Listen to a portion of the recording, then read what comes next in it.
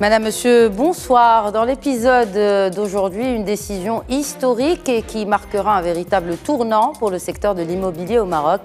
Un programme révolutionnaire destiné aux primo-acquéreurs qui soient résidents au Maroc ou à l'étranger, et ce, à travers cette aide financière directe. On parle ici d'une aide conséquente, 100 000 dirhams pour l'acquisition d'un logement dont le prix de vente est inférieur ou égal à 300 000 dirhams TTC, soit près du tiers du prix du logement, et quelques 70 000 dirhams pour l'acquisition d'un logement entre 300 000 et 700 000 dirhams TTC. Ce programme d'aide au logement a été présenté hier devant Sa Majesté le roi Mohammed VI, et les aides qui y ont été annoncées sont supérieures à celles prévues dans les différentes moutures antérieures présentées par la tutelle. Cette révolution va donner un nouveau souffle au secteur, elle devra en tout cas donner un nouveau souffle au secteur de l'immobilier, c'est ce qu'on va discuter ce soir, mais aussi à l'écosystème dans son ensemble. Le secteur baigne depuis un certain temps dans un marasme, et ce à cause de l'arrêt des subventions aux promoteurs, combiné à l'offre qui dépasse la demande, à cause notamment d'un décalage, et pour cause d'une certaine classe moyenne ne trouvant pas chaussure à son pied, ou concrètement l'offre destinée à cette CSP est chétive devant celle des logements sociaux ou du haut standing qui ne correspondent pas aux aspirations ni aux moyens de la classe moyenne.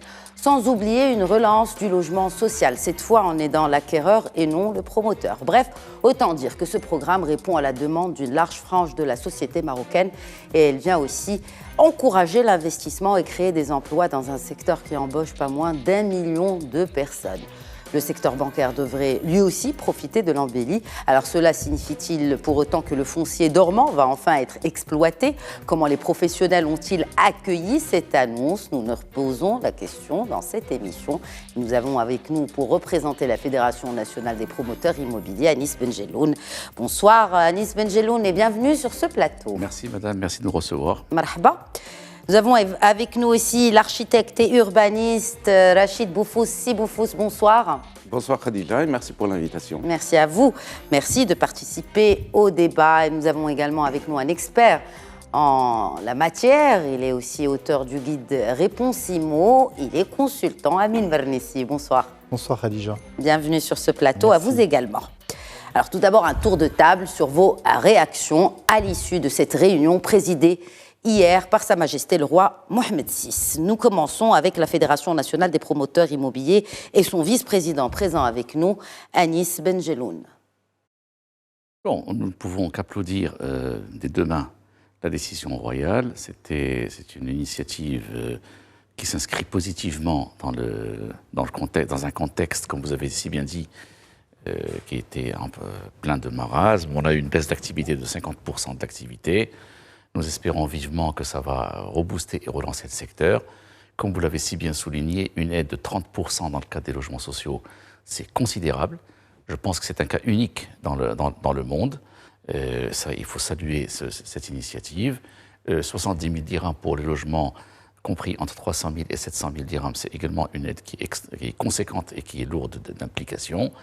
La Fédération nationale des promoteurs immobiliers souscrit largement à ce programme, tout comme elle a souscrit au programme également initié par Sa Majesté le Roi en 2010, qui a été mis en place pour produire des logements à 250 000 dirhams, hors taxe, des logements sociaux à 250 000 dirhams. C'est un programme qui a connu un large succès. 600 000 unités ont été produites de 2010 à ce jour, dont plus de 90% ont été le fait du secteur privé. Ça, nous tenons à le signaler. On souscrit à ce programme. Nous voulons absolument qu'il réussisse. Et nous espérons maintenant que toutes les composantes et tous les intervenants dans l'acte de bâtir, qu'ils soient administratifs, bancaires ou autres, puissent apporter donc leur contribution positive pour faire aboutir ce programme-là. Nous allons bien évidemment, c'est le but de cette émission, parler du déploiement de ce programme quinquennal qui s'étale, rappelons-le, sur la période 2024-2028. Je reviendrai vers vous, Amin Vernessi, mais je voudrais faire réagir aussi les architectes, même si, bon, vous ne représentez pas l'ordre des architectes, si vous pousse, mais vu votre expérience, comment cette décision va répondre à la demande de ces Marocaines et de ces Marocains qui n'ont toujours pas à acheter leur premier logement, parce qu'il s'agit là des primo-acquéreurs qui vont bénéficier de cette super belle initiative. Tout à fait. Je peux me permettre de parler au nom des architectes, parce que l'Ordre des architectes aussi me demande de parler à l'occasion de ce genre d'initiative. Et nous, les architectes, nous ne pouvons qu'applaudir deux mains par rapport à cette formidable révolution. Vous l'avez dit, dans le secteur, c'est la première fois au Maroc où on aide les acquéreurs, et notamment les acquéreurs du social et les acquéreurs aussi des classes moyennes. Depuis très longtemps, on voulait que les classes moyennes puissent aussi avoir droit à des subventions étatiques. Jusqu'à présent, l'État marocain a fait une formidable politique justement en matière de logements sociaux. Depuis une vingtaine d'années, il a créé un cadre législatif très incitatif, avec des incitations fiscales, avec des incitations urbanistiques, la dérogation dont on parlait à l'époque. Cela a permis, en collaboration avec les promoteurs privés et les promoteurs étatiques aussi, de juguler le manque de logements que nous avions au début des années 2000, aux alentours d'1 million de logements. Aujourd'hui, avec cette aide couplée et avec les efforts de tous, nous sommes arrivés déjà à offrir sur le marché des centaines de milliers de logements à des populations qui n'avaient pas les moyens d'acquérir un logement. Aujourd'hui, l'État change de stratégie. Est-ce que vous pensez que ce changement de stratégie, on passe à un nouveau cap? C'est-à-dire qu'on s'est attaqué à la racine du problème en subventionnant les promoteurs immobiliers. Il est temps à présent de subventionner l'acheteur, l'acquéreur. Tout à fait, parce que, encore une fois, s'il n'y a pas d'acheteur, il n'y a pas de promoteur. Donc, automatiquement, aujourd'hui, il faut aider l'acheteur. Depuis plusieurs années, moi, je défends l'idée aussi de subventionner même les taux d'intérêt des crédits.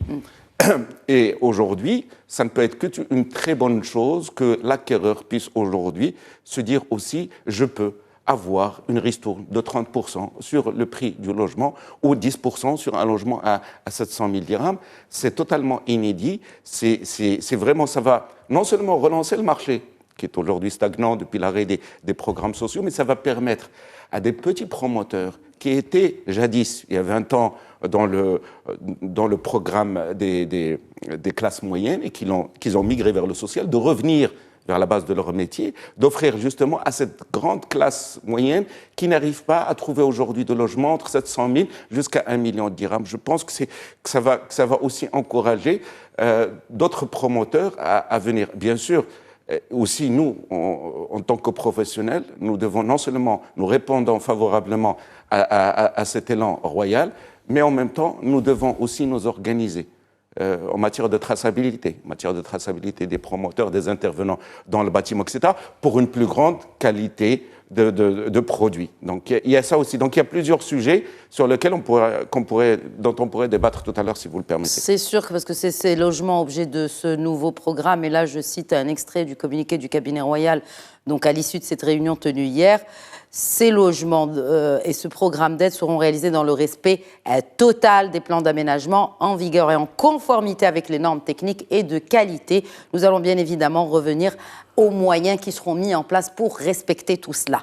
Je conclus ce premier tour de table avec vous, Amine Mernissi. Quand on parle de ces personnes, de ces primo-acquéreurs, est-ce qu'on a une fourchette d'un chiffre, par exemple, qui puisse nous rapprocher de la réalité de ces personnes qui attendent à avoir leur premier logement et qui se situent dans une fourchette entre donc moins de 300 000 dirhams ou de 300 000 à 700 000 dirhams?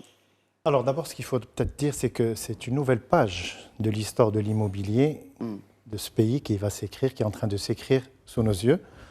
Et en même temps, on a tourné une page qui est celle du logement à 250 000 dirhams, qui a connu aussi ses heures de gloire, puisqu'il a servi des centaines de milliers de ménages.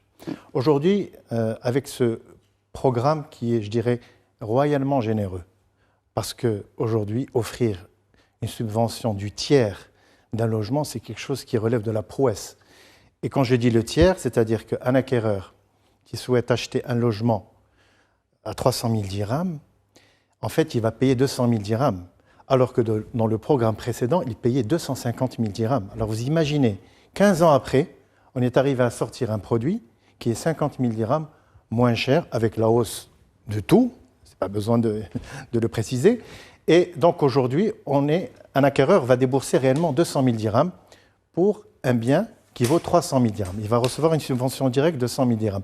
Ça, c'est totalement une grande performance que l'État va Ce que vous dites là, c'est qu'il n'y a plus de logements à 250 000 dirhams. Les logements de 250 000 dirhams vont passer à 300 000 dirhams à cause de la flambée des prix. Alors, dans le communiqué, quand on le lit dans le détail, on ne parle pas de logement social. On parle d'un logement dont le prix est égal ou inférieur à 300 000 dirhams. Le dénominatif social, on ne le trouve pas.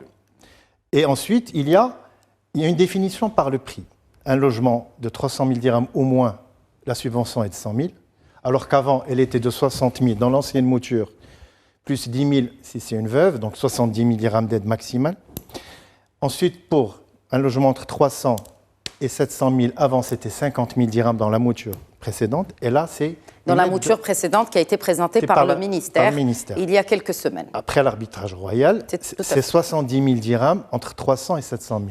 Donc aujourd'hui, on va servir une population qui ne trouvait pas de logement dans cette fourchette-là, surtout pour le logement dit pour la classe moyenne.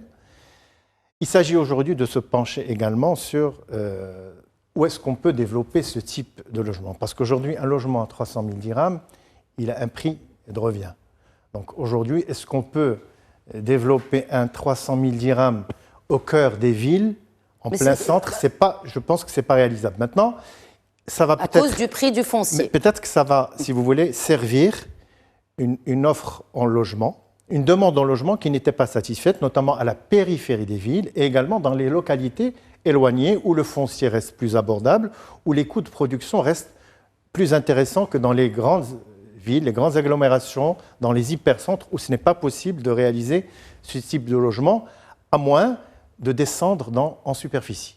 Alors peut-être qu'on va y revenir, parce que le texte parle de conformité, effectivement, également de qualité. Moi, je le comprends de différentes manières. Peut-être qu'un cahier des charges va voir le jour pour justement encadrer et la qualité et tout l'aspect technique de ce logement. Je rappelle que le logement à 250 000 dirhams était encadré par un cahier des charges très strict au niveau des superficies, 50 mètres carrés minimum, entre 50 et 80 mètres carrés.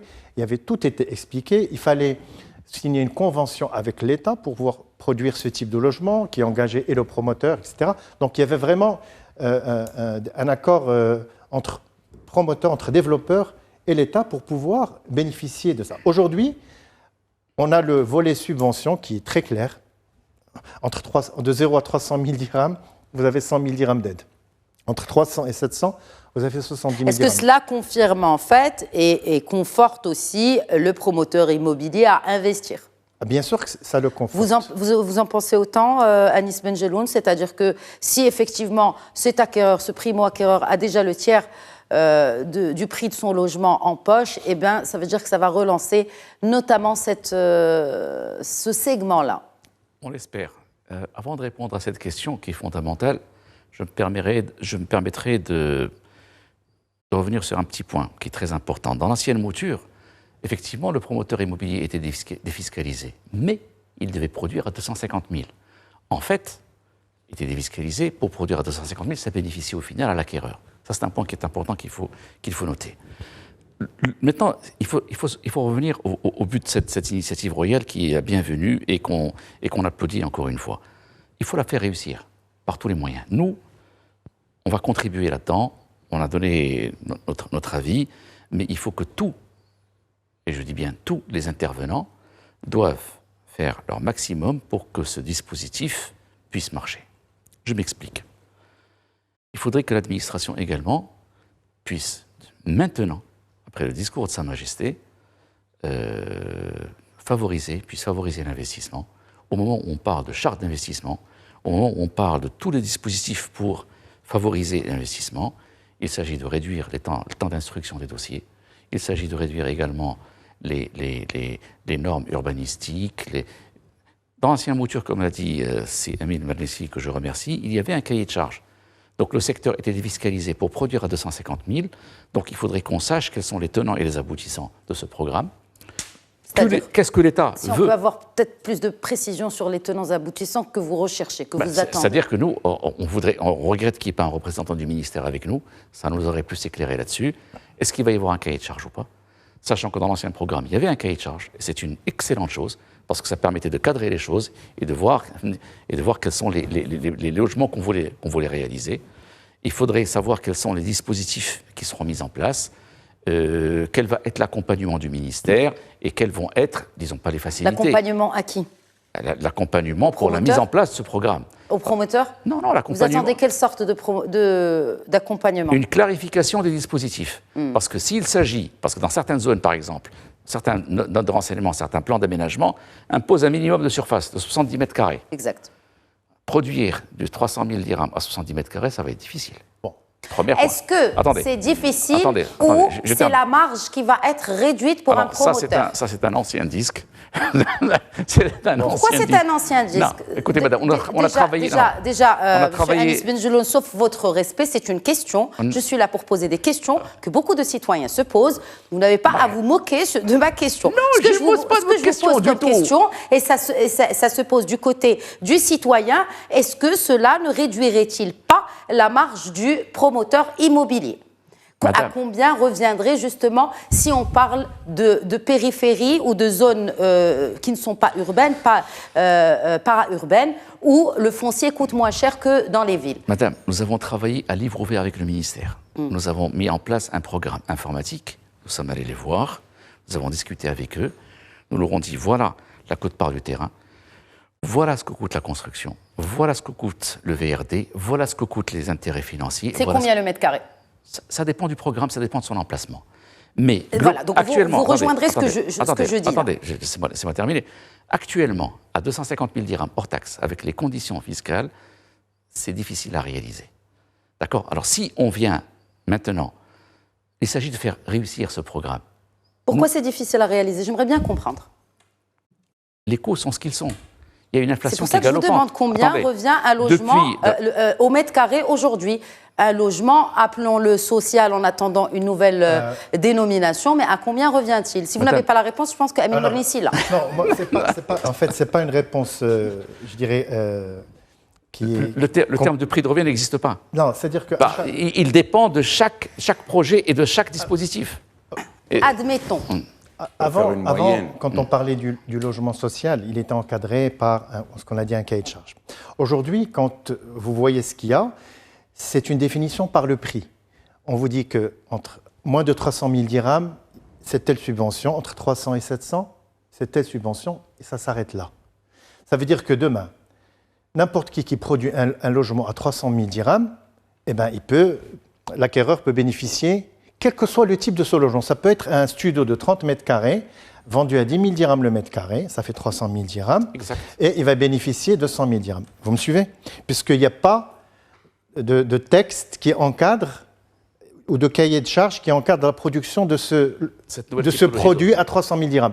D'autant plus que c'est nouveau au Maroc. C'est nouveau. C'est pour ça que je pense, d'après ce que j'ai lu et ce que j'ai pu interpréter, que quand on parle de conformité et de qualité, ça veut dire que quelque chose est en train de venir pour venir justement encadrer ça. Parce que sinon, ce qu'il va y avoir, c'est que tout promoteur qui produira un produit à 300 000 dirhams, quelle que soit sa superficie, parce que c'est vrai ce que dit ici Benjeloun, les 70 mètres carrés de minimum, ce n'est pas à l'échelle nationale.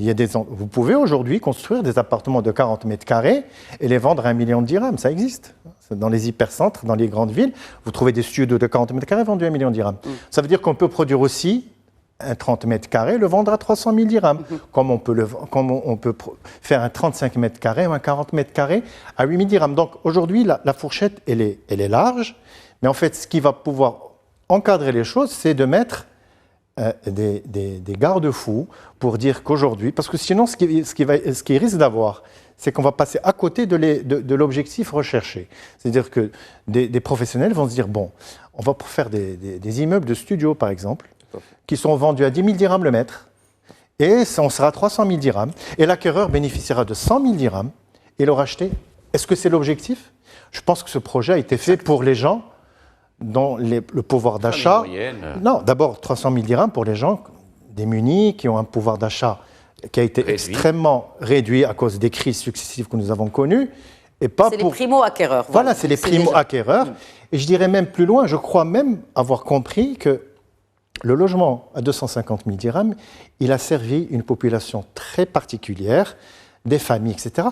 Ce logement à 300 000 dirhams que moi, aujourd'hui, sans cahier de charge, je le vois autour de 30 mètres, 40 mètres carrés maximum.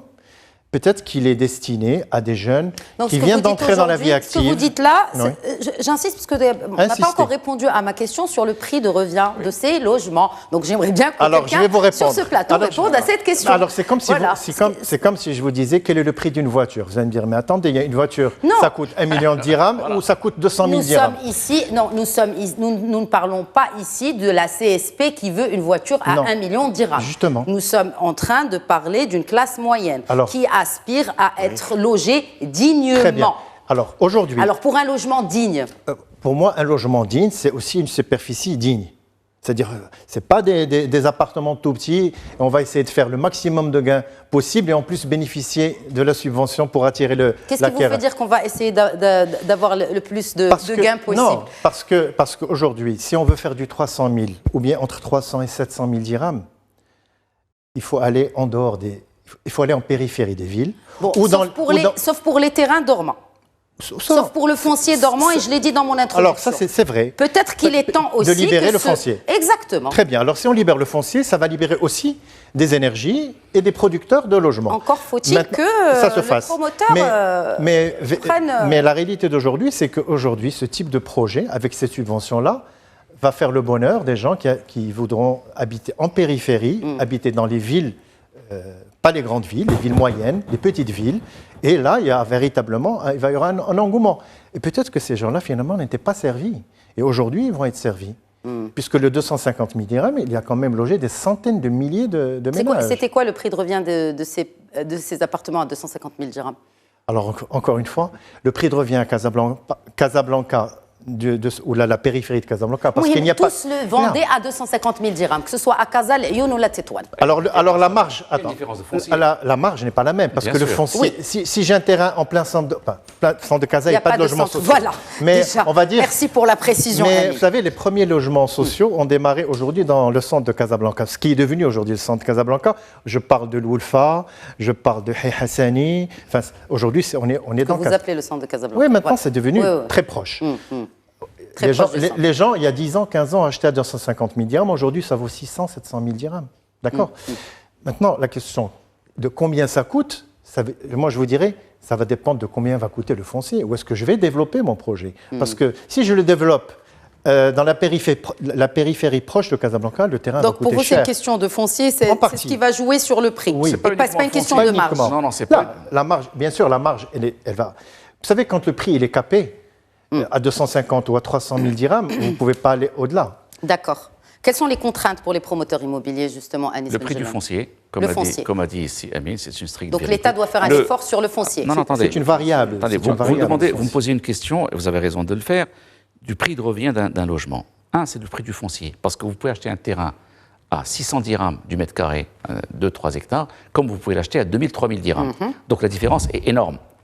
J'en suis conscient. 2, le prix des matériaux de construction ont flambé. Exact. Depuis le Covid, pratiquement, on est à plus de 30% sur le prix de revient Ça s'est stabilisé quand même. Ça s'est stabilisé, mais on est à plus de 30% depuis le Covid. 3, le prix des équipements. Ça dépend de la zone. C'est-à-dire depuis le Covid à maintenant, c'est une augmentation moyenne de 30%. C'est une augmentation moyenne du prix de revient de la construction. Gros œuvre et finition. Au moins 30%. Troisième point, ça dépend du terrain où c'est qu'il est situé. Par exemple, si vous devez ramener un réseau d'assainissement sur 1 km ou sur 10 km, ou si votre réseau d'assainissement est à côté, la différence, elle est notable. Si vous allez prendre des crédits bancaires, les agios vont être dans un certain montant au bout d'1 an ou 2 ans.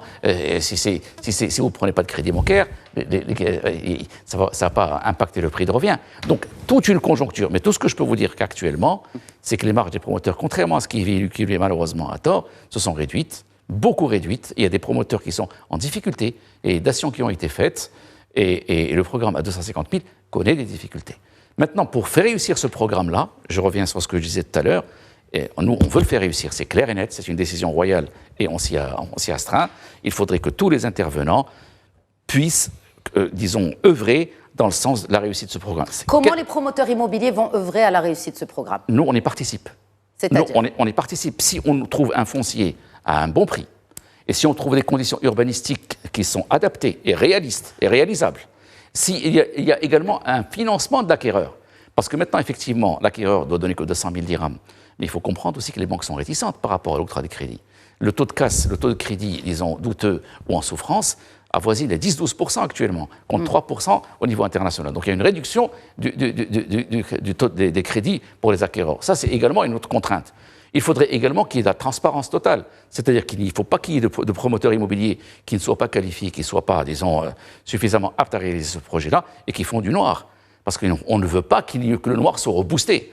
Parce que malheureusement, qu'est-ce qui va se passer? Nous, au niveau de la Fédération nationale des promoteurs immobiliers, on interdit strictement la pratique du noir. Et si on a des promoteurs qui vont recourir au noir, ça va complètement, disons, fausser les résultats et donc en fait, vous, on voudrait qu'il y ait un cahier de charge. Du contrat, c'est que vous y participez à cette initiative. À 100%. On voudrait qu'il y ait un cahier de charge. Avec condition. Non, sans condition. Que les crédits bancaires soient plus faciles. Non, madame, on y participe sans condition, mais pour que ce projet réussisse à 100%, il faudrait que l'ensemble des intervenants contribue à la réussite de ce programme. Mais ce que vous faites, c'est que vous contribuez. Nous, on contribue, mais ça ne dépend pas uniquement de nous. Voilà. Vous comprenez? Il faut que l'administration fasse du sien, qu'elle lâche du lest, qu'elle permette la réalisation d'ouvrages, qu'elle ait plus de verticalité, plus de conditions favorables à la réalisation de ce logement-là. Il faudrait que les banques financent, et il faudrait aussi qu'il y ait des professionnels du secteur qui se lancent là-dedans. Il ne faudrait pas laisser ça à des bricoleurs. En effet, les crédits à la promotion immobilière ont baissé au moment où ceux à l'habitat ont progressé. Voilà. Donc les acquéreurs, ils prennent quand même des crédits. Pas vraiment, madame. Alors, je vous assure. Ça, c'est Banque Maghreb qui le dit, c'est pas moi, je viens de vérifier les chiffres. Moi,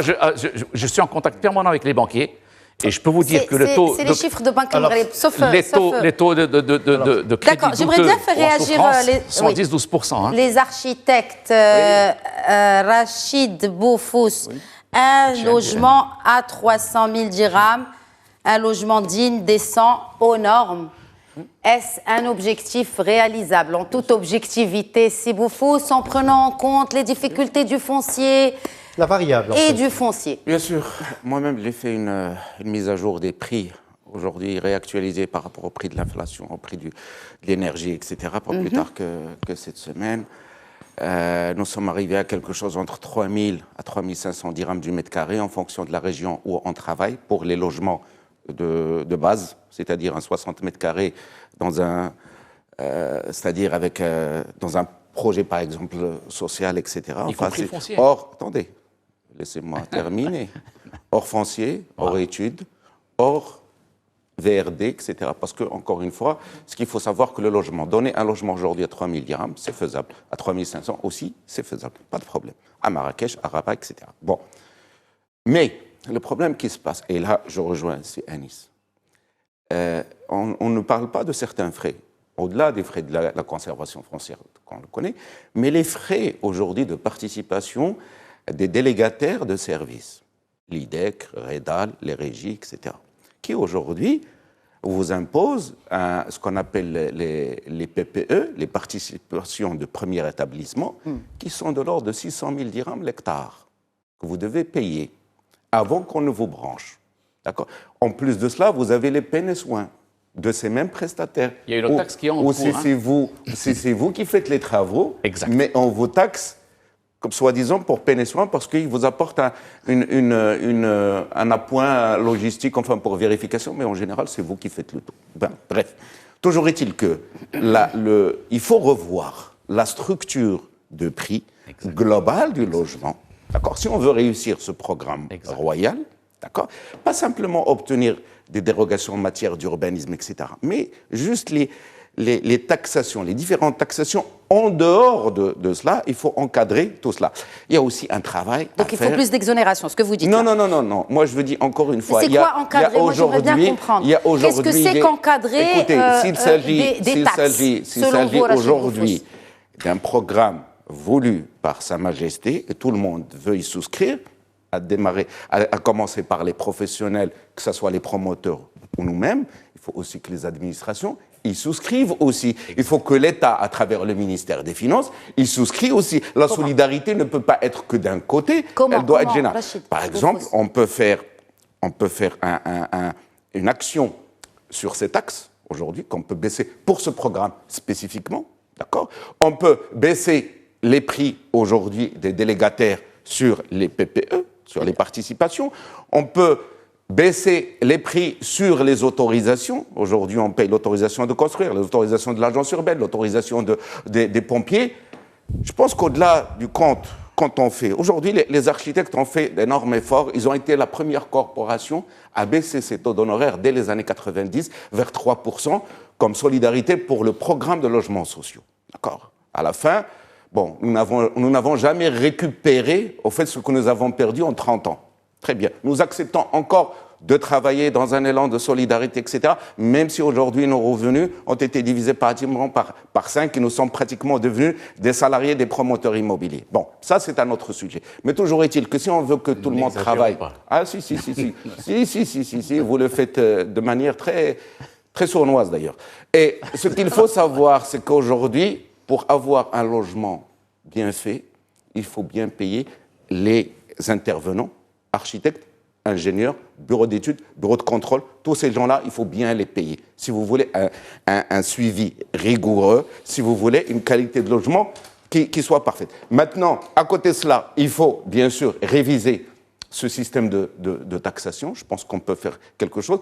Mais donc, le plus important, encore une fois, aujourd'hui, une nouvelle sorte d'exonération. Nous avons un vrai problème. Pourquoi personne ne veut dire exonération ? Alors qu'est-ce que c'est ? Attendez, nous avons aujourd'hui un problème. Revoir ces taxes. Je vais vous expliquer la chose. Pourquoi nous payons aujourd'hui la tonne de ciment au Maroc au double de ce que le produit l'Égypte, par exemple ?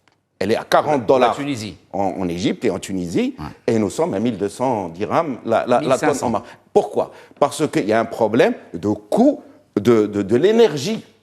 Donc, si on veut vraiment que ces programmes réussissent au Maroc, il faut aussi travailler sur ces coûts de l'énergie pour baisser les intrants, que ce soit le rang à béton, c'est-à-dire le fil de fer avec lequel on fabrique, que ce soit le sable pour la construction, que ce soit le ciment lui-même. Donc, il faut agir sur tous les prix si on veut sortir ces produits.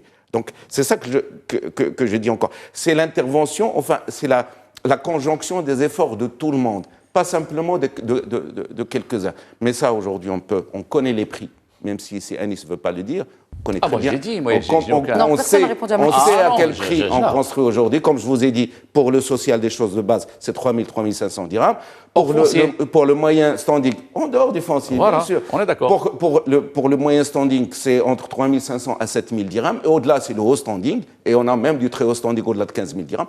Nous connaissons les prix. Mais au-delà de ces prix, ce qui va les grever, c'est tout l'environnement qui est autour, c'est toutes les taxes parafiscales, etc., tout ça, qui viennent alourdir la chose. Et si on veut faire réussir ce programme, c'est sur ça qu'il faut intervenir d'un côté. Et deuxièmement, de ce cahier des charges, et je rejoins si Amin Mernissi là-dessus, on peut vous produire un 30 mètres carrés à 700 000 dirhams aujourd'hui, même 1 million de dirhams. Oui. C'est aujourd'hui le marché. Donc il faut définir quel type de logement on veut. Est-ce que c'est un logement de 60 mètres carrés ?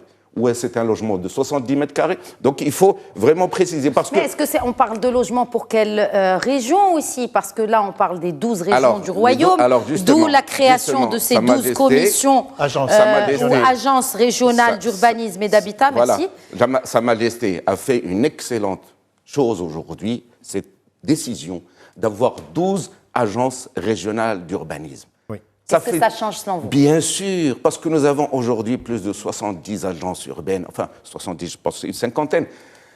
Et il y a un problème aujourd'hui pour les autorisations. Moi, j'ai toujours plaidé pour qu'il y ait une agence qui regroupe toutes les compétences par région, qui non seulement s'occupe des plans d'aménagement, parce que si vous le savez, peut-être pas, c'est que les plans d'aménagement sont traités aujourd'hui à Rabat, alors qu'ils sont faits à Kharibga, ils sont faits à Casablanca. C'est toujours le central. Centralisé, Si aujourd'hui nous avons ces agences régionales, c'est une formidable chose, nous allons avoir de la visibilité sur qui fait quoi, où et comment. Donc, il faut encore une fois aller dans ce sens. Je pense que c'est de très très bonnes décisions c'est-à-dire ces aides plus ces agences de l'urbanisme. Maintenant, sur les questions d'autorisation, et là je rejoins si Anis, il faut qu'il y ait un seul interlocuteur. On ne peut pas avoir 3 interlocuteurs en même temps. 5. La commune, la préfecture et l'agence urbaine, en plus des autres, c'est-à-dire des délégataires de services, plus quand vous intervenez à côté d'un monument historique, etc., vous devez aller souscrire à des ministères... Qui peut fédérer toutes ces étapes-là? C'est le ministère de l'Intérieur. Parce qu'encore une fois, dans le cadre de la loi 66-12, qu'il a pilotée en 2016, pour justement punir toutes les contraventions sur l'habitat et l'urbanisme, aujourd'hui c'est une prérogative principalement du ministère de l'Intérieur. Très bien. Bon. Vous prévenez les contraventions, vous autorisez en même temps. Donc je dis celui qui autorise, et c'est celui qui contrôle. D'accord? Comme ça, j'ai la traçabilité. Comme ça, si je veux contester une décision administrative, je sais que c'est le gouverneur Oulouali qui l'a prise, et pas une commission où on dilue les responsabilités, où personne ne vous dit « ce n'est pas moi, c'est l'autre ». Non, je pense qu'à un moment, il faut régulariser tout cela, il faut mettre un cadre. Nous avons mis Rojas, qui est un excellent produit aujourd'hui en matière d'autorisation dématérialisée. Il nous manque juste cet aspect où il faut responsabiliser les gens. Sa Majesté, toujours dans ses discours, parle justement sur la gouvernance, sur la transparence. Le gouvernement doit aujourd'hui mettre en marche ces instructions royales, parce qu'encore une fois, depuis que nous avons mis les agences urbaines, que nous avons compliqué le processus d'autorisation, nous avons perdu 20 ans. 20 ans, nous l'avons calculé aujourd'hui, nous aurions pu gagner 20 ans si nous avions simplifié les procédures d'autorisation de construire. Depuis longtemps, les architectes demandent à ce qu'ils autorisent eux-mêmes jusqu'à une certaine surface, eux-mêmes pourquoi on ne nous le donne pas? Nous sommes qualifiés, on peut travailler avec les autorités en plein contrôle, mais il faut simplifier aujourd'hui. Rojas lui-même parle aujourd'hui de 55 jours pour l'obtention d'une autorisation. Moi, je vous dis que vous n'avez pas une autorisation à moins de 6 mois dans certaines régions du Maroc. Il y a des gens aujourd'hui qui sont sur 1 an et demi pour avoir une autorisation. Donc, ce n'est pas normal. Enfin, vous parlez en connaissance de cause, parce que c'est vous qui êtes dedans. Mais bien sûr, moi je vous dis... Ça, on ne retrouve pas ça vraiment dans la presse, Moi, je mets au défi aujourd'hui n'importe quel responsable marocain qui me donne, même si Aziz Akhnouch, il veut me donner un dossier d'autorisation de construire, s'il le sort en 15 jours, moi j'abandonne l'architecture. Je vous le dis. S'ils sont en 2 mois. C'est pas possible. Madame, si vous permettez, oui, juste en complément de ce qu'a dit Rachid Boufous, à juste titre. Il a répondu sur le prix de revient d'un logement. Il parle de 3500 dirhams par mètre carré sans foncier. Il faut ajouter 1500 dirhams. Bon, voilà, la réponse, elle est là. 1500 dirhams le coût du foncier par logement. Par logement? Ah oui, 1500 dirhams par mètre carré. Ça, c'est la réponse. Oui, je préfère que ça soit lui qui ait dit ça, parce qu'il a plus de crédibilité que lui qui est architecte, que moi qui suis promoteur, parce qu'on dira que c'est pas vrai. Ce qu'il a dit concernant... Personne ne dira cela, en tout cas certainement pas sur ce plateau. Ce qu'a dit ici Rachid Boufous à juste titre, il y a un nombre. Alors, je ne parle pas des taxes usuelles, normales, l'IS et la TVA, auxquelles tout le monde doit être soumis et que tout le monde doit payer. Ça, c'est une normalité. Il y a d'autres taxes qui sont spécifiques à ce secteur et qui alourdissent le prix de revient et qui sont au final supportées par l'acquéreur. Il a parlé des taxes des régies. Il y a une 3e taxe qui est en train d'être mise en place. C'est la taxe sur les récupérations des eaux usées. 300 000 dirhams l'hectare. Voilà. Ça, c'est une autre taxe. Donc, à chaque fois, on ajoute une taxe. Il y aura une nouvelle taxe sur le permis d'habiter au niveau des communes. 20, 25 à 50 dirhams du mètre carré. Il y a encore une autre taxe sur le déblai des matériaux usés. 30 à 50 dirhams du mètre cube. Donc, toutes ces taxes-là, madame, ça alourdit le prix de revient. Et au final, c'est supporté par qui? Par l'acquéreur. Nous, l'objet de la réunion d'aujourd'hui, c'est quoi? C'est de faire réussir ce programme royal. Et nous, on y contribue à 10 000%. C'est pour ça qu'il faudrait que tous les intervenants mettent la main dans la pâte et lâchent du lest. Et il ne faut pas qu'il y ait cette politique d'affrontement, parce que ce qu'il y a actuellement, c'est une vérité, ça il faut le dire. C'est qu'il y a un affrontement entre le public et l'administration, entre le privé et l'administration. C'est la stricte vérité. C'est-à-dire qu'on est considéré comme étant... C'est une logique de suspicion et on va voir la bouche d'incendie, la gaine qui est à 20 cm. Non. Le but, c'est quoi? Sa Majesté a donné des instructions. Il faut réussir ce programme-là. Et il faut tout mettre pour le réussir. Pourquoi il y a autant de défiance, justement? Pourquoi il y a ce manque de confiance de l'administration vers le privé? Madame, ça, c'est pas à moi de répondre à ça. Non, mais je Nous, sais pas si on a vous, recours si à des... vous empâtissez. C'est l'architecte de répondre à ça. Vous dites cela. C'est une allégation. Si vous dites que l'administration ne vous fait pas confiance, est-ce que cela est dû à quelque chose, à un passif? Les longs délais qu'il y a au niveau des traitements de dossiers, et là, je parle sous la couverture de C. Rachid Boufous, qui est là pour en témoigner, c'est insupportable. Vous avez des dizaines de commissions qui, à chaque fois, on retourne. C'est des remarques en cascade, c'est toujours les mêmes trucs. Ça vous coûte plus cher du coup pour les banques, etc. Non seulement ça coûte plus cher, les retards, mais c'est harassant. Oui. C'est harassant. Et dans quel intérêt? Dans quel but? Vous comprenez? Là, on a un programme royal. Il faut que tout le monde y mette la main.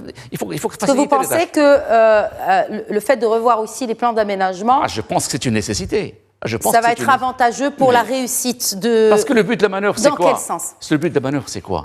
C'est de mettre sur le marché des logements décents, à prix fixé, c'est clair, mais des logements décents pour une population qui en a besoin. Est-ce que c'est sûr que ça va être fixé? Par exemple, si mais on parle 300 000 dirhams TTC, les prix sont fixés.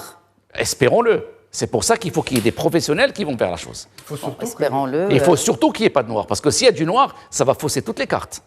Parce que maintenant, laisser faire tout le monde adhérer à ce programme-là, c'est une mauvaise chose. Mais ça, c'est une question de traçabilité chez vous aussi. Aujourd'hui, quand vous acceptez... Au niveau de la fédération, il n'y a pas de promoteurs qui font du noir. Je suis désolé, quand vous acceptez n'importe qui vient aujourd'hui être promoteur, et nous l'avons vu récemment avec les scandales, avec les gens, je suis désolé. Oui. C'est ce que nous demandons aujourd'hui, la traçabilité. Pas n'importe qui, les Bouchkara, les fameux Bouchkara qui viennent et qui rentrent parce qu'ils ont de l'argent. Mais ce sont des promoteurs. Parce qu'aujourd'hui, il n'y a même pas... Moi, je dis aujourd'hui, il faut un fonds de garantie pour les gens qui sont spoliés par des promoteurs indélicats. Je ne mets pas tout le monde dans le truc. Et il faut ce fonds de garantie, il faut aussi que vous puissiez y contribuer parce que c'est votre responsabilité en tant que promoteur d'avoir une traçabilité. Pour rétablir la confiance, peut-être. Une carte de promoteur et une carte de constructeur aussi. Madame, nous avons demandé la mise en place. Quelqu'un qui a une mlassa, un truc, une pelle, et puis il rentre dans un chantier qui te dit « Anna, je suis un ma'alem », je suis désolé, il faut la traçabilité. Les gens, les fameux kounhani, les plombiers à 2 balles qui ont juste un téléphone et qui te dit « Ok, très bien », et qui vous mettent les installations entre eux. Il faut tracer tous ces gens pour qu'on ait un peu de crédibilité. Parce qu'encore une fois, ce sont les citoyens qui aujourd'hui se retrouvent dans des problèmes et ils n'ont pas de recours. Ils ne peuvent pas se porter plainte contre XY parce qu'il n'y a pas de traçabilité et il n'y a pas de fédération dans ces métiers-là. Il faut qu'il y ait vraiment, pour protéger le consommateur, pour protéger l'acquéreur, il faut un peu de sérieux et un peu de décence aussi. Parce que pendant très longtemps, tout le monde a gagné beaucoup d'argent dans ce pays. Et il faut un peu... Il faut partager. Je suis désolé, au bout d'un moment, vous avez gagné beaucoup d'argent. Il y a 20 ans, vous n'existiez pas. Le meilleur d'entre vous faisait à peine 2000 logements. Aujourd'hui, le meilleur d'entre vous fait par an 25 000 logements. Ne dites pas que vous n'avez pas gagné d'argent. Vous avez gagné beaucoup d'argent. Il faut un peu partager et il faut être solidaire. C'est Rachid. Oui, mais Amine Mernissi, on ne l'a pas entendu depuis un moment. Parce que là, c'est pas... C'est un dialogue entre eux. Non, c'est un débat. Non, nous sommes ici sur une émission de débat. Amine, s'il te plaît, en réponse à ce qu'a dit Siboufous. On a demandé la mise en place d'un statut du promoteur au ministère. On n'est pas un organe législatif. C'est au ministère de faire ça, madame. Okay. Vous êtes une fédération. Oui, mais attendez, mais on a proposé des lois, on a proposé des textes qui n'ont pas été retenus. Qu'est-ce que vous voulez qu'on fasse? On a proposé une amélioration de la VFA pour qu'elle soit réellement applicable. Ça n'a pas été. C'est un autre débat. C'est un autre débat. Alors, concernant les architectes, c'est Rachid Boufous. L'architecte, il est responsable de l'œuvre. Bien sûr. N'est-ce pas? Bien sûr. Donc, quand vous avez des promoteurs indélicats qui viennent chez vous, il faut les refuser.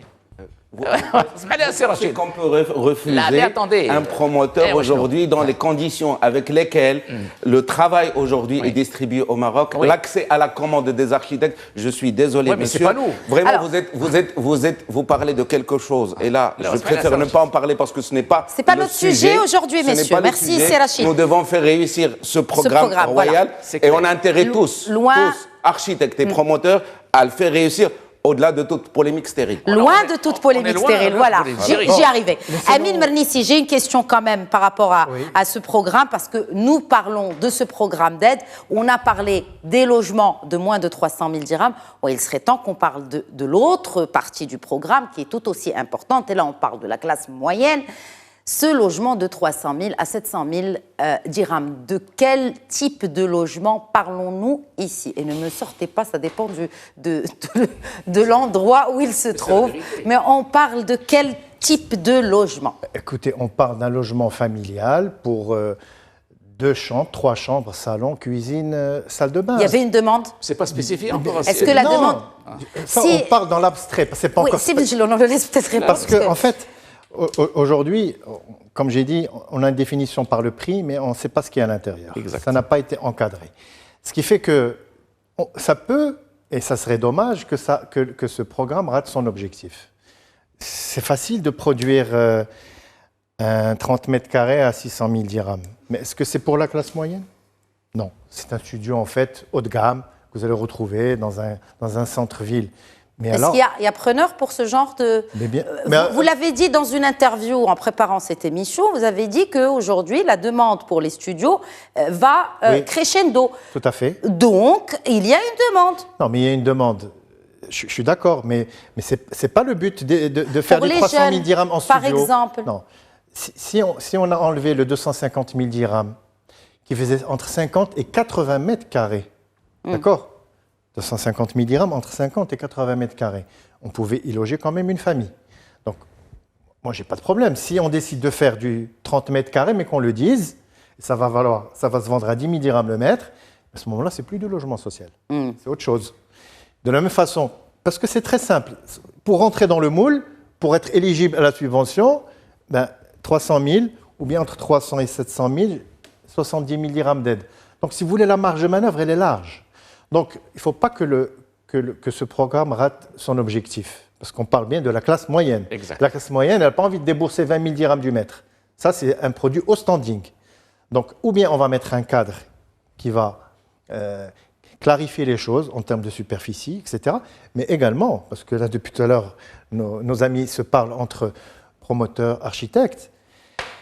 Dans la première mouture, dans le programme précédent, ce n'est pas une mouture de 250 000 dirhams. Non, ça c'est un programme. Oui, ce n'est pas une mouture, Qui a c'est un coûté plusieurs programme. milliards de dirhams. Oui, il y avait quand même une convention qui était signée, convention entre un promoteur Bien et l'État, précise. bien précise, qui l'engageait sur une durée de 5 ans, par exemple, à édifier 500 clair. logements. C'était clair et net. Aujourd'hui, moi, je peux tout seul construire 2, 3, 4 appartements et devenir un producteur de logements à 300 000 dirhams. C'est ça le critère, il n'y a pas de critère. Alors, ou bien il faut les mettre, parce qu'à ce moment-là, tout le monde va commencer à faire tout, un peu tout et n'importe quoi. Donc, il Surtout faut... en matière de Donc surface. déjà que cet accès à la profession n'est pas réglementé. Anis vient de le dire. Aujourd'hui, tout le monde peut s'improviser promoteur immobilier. C'est vrai, il y a une fédération, mais il n'y a pas d'ordre professionnel réglementé comme les architectes, les notaires, etc. Pas d'ordre. C'est le Donc moment d'y arriver. aujourd'hui, tout le monde peut faire ça. Alors si en plus, on commence à produire des logements à 300 000 dirhams en faisant un peu tout et n'importe quoi, je pense que le grand perdant, ça sera Le consommateur. le consommateur, et finalement, ça va perturber le marché. Donc, il faut quand même faire, il faut Non, mais je mettre des pense garde-fous. oui, mais je pense Donc, que la tutelle est consciente Bien de sûr. tout cela. C'est pour ça que je vous ai dit, en lisant le communiqué Je pense que ce qu'on est d'hier- en train de dire, effectivement, la tutelle C'est est en clair. train de plancher là-dessus. C'est pour ça que Ça a la été dit tutelle dans n'est le- pas représentée sur ce plateau, parce qu'ils sont en train de travailler justement sur tout Voilà. cela. D'ailleurs, on le comprend dans le communiqué qu'il y a Oui. des normes de qualité. Et puis autre chose, les 12 agences régionales qui vont être déployées, c'est pour en fait encadrer On a compris que c'est quelque chose qui va aller dans les régions du Maroc. Et dans le monde rural, parce que depuis Ben tout oui, à l'heure, dans les on parle régions, du foncier qui coûte très cher. Bien sûr, bien mais sûr, là, bien sûr, la bien classe, sûr. cette classe-là et cette classe sociale défavorisée, elle est aussi dans nos campagnes. Mais il n'y a pas que... Depuis tout à l'heure, on parle que des villes et du Non, centre de Casa on et de parle- Rabat. Non, Il faut parler aussi de fait. des MRE. Des MRE. Oui, des mais de fait aussi, parlons justement de cette offre dans ces régions-là. Oui, et c'est vraiment, elle tombe à point nommé. Et puis, autre élément très important, j'espère que, parce que cette aide directe qui va être donnée à l'acquéreur de 100 000 dirhams, en fait, c'est son apport personnel. Parce que sur le contrat de vente ou le contrat d'achat, il va être marqué 300 000 dirhams. Il prendra un crédit de 200 000 dirhams, mais si vous voulez, l'hypothèque sera faite sur la totalité du bien. Donc, ça résout le problème de l'apport personnel. C'est-à-dire qu'aujourd'hui, un acquéreur qui n'a pas d'avance, dont le pouvoir d'achat est limité, cet apport personnel de 100 000 dirhams représente, cette aide de 100 000 dirhams directe, c'est son apport personnel. Encore faut-il que le promoteur ne demande pas de noir. Parce que si c'est difficile d'avoir un logement à 300 000 dirhams, on va dire qu'on va le déclarer à 300 000 et qu'on va le vendre à 400 000. Ça, c'est un problème. C'est pour ça Ce que vous dites, c'est une réalité. Ouais. Personne ne peut la garantir. Je le dis parce que c'est du VIC. Vous l'avez peut-être vit au vécu. Maroc, on ne vit pas Nous l'avons dit au ailleurs, ministère, nous l'avons dit haut et fort au ministère. On connaît ces pratiques. On a dit haut et fort au ministère. Parce que c'est vrai que quelqu'un qui peut produire un logement et vouloir le vendre à 450 000 dirhams, par exemple, peut dire, vous me donnez 150 000 dirhams au noir, on va mettre 300 000 sur le contrat, vous allez bénéficier de l'aide de 100 000 dirhams. Ouais. Et voilà. Et donc, si vous voulez, on aura raté encore une fois un objectif parce que ça aurait un effet pervers sur le marché et sur l'acquéreur. Comment éviter comment éviter ces dérives Mernissi? Comment éviter ces dérives? Alors, le noir, aujourd'hui, c'est difficile, mais on peut toujours le dénoncer, vous savez. Quelqu'un qui achète... Mais si tu permets, il y a des moyens d'éviter ça. Il faut avoir recours à des Il faut professionnels. le dénoncer, c'est ce que vous dites. Non, mis à part le dénoncer. Les professionnels, vous savez, personne n'est exempt de... Non, il faut recours à des professionnels quand même, parce que les gens qui sont dans le secteur, parce que ceux qui pratiquent le noir, c'est des gens, la majorité d'entre eux, il n'y a pas que des occasionnels. même chez les professionnels. Non, on est d'accord, mais les gens de la fédération ne font pas. Non, pas franchement. Mais aussi, il faut qu'il y ait un cahier de charge. Il faut que quelque chose soit le cahier de charge n'élimine pas le risque de noir. Et il faut aussi que le notaire dénonce. Zama, c'est se voiler la face. C'est pour ça que je suis allé dans l'extrême. J'ai dit, il faut aller et dénoncer. Le notaire, je sais que ça ne fait pas plaisir, c'est une manière radicale, mais quand ça arrive une fois, deux fois, les gens reviennent en arrière. Parce que vraiment, l'État va faire un effort incommensurable. Énorme. Franchement, Énorme. je connais peu, j'ai cherché un pays qui subventionne le tiers d'un logement. 30%, on vous le donne, et direct, c'est quelque chose d'incroyable, compte tenu de ce qu'on a vécu dernièrement, les catastrophes, etc. Et là, cet effort-là, il est juste à saluer, vraiment bas, chapeau bas. Et je pense que cet élan de solidarité doit déteindre aussi sur toutes les parties prenantes. Sur les bonnes pratiques du métier, Baraka. Donc les bonnes pratiques, quand nos amis parlent de célérité, c'est vrai que l'exonération n'a aucun sens. Personne ne veut l'exonération. On peut parler d'allègement, que ce soit des mesures, que ce soit sur le plan administratif, que ce soit les autorisations, même l'allègement sur le plan fiscal. Le fardeau fiscal, il est élevé. Exonérer reviendrait à appauvrir l'État. Parce que l'État donne d'une main et reprend de l'autre. Mais si vous lui baissez et ses recettes fiscales, et en même temps vous lui dites de donner une aide, ce n'est pas possible. Voilà, merci d'être réaliste, Amin Mernissi. C'est pour ça que je parlais, est-ce qu'on veut des exonérations? Mais vous avez répondu enfin à ma question. En fait, toutes mes questions ont été répondues un peu en décalage ce soir. Mais en tout cas, elles ont été répondues quand même. Et c'est le but de cette émission. En tout cas, je pense que ce n'est qu'un épisode de plusieurs émissions qui seront dédiées à cette thématique, à cette décision historique d'aide au logement, des aides directes qui vont être données aux primo-acquéreurs. Bien naturellement, nous avons parlé des Marocains, mais il s'agit aussi des Marocains du monde. Bien sûr. Et je pense qu'inconsciemment, on n'a pas fait de différence entre les deux en faisant cette émission. Donc, ce qui s'applique sur les Marocains s'applique aussi sur les Marocains du monde.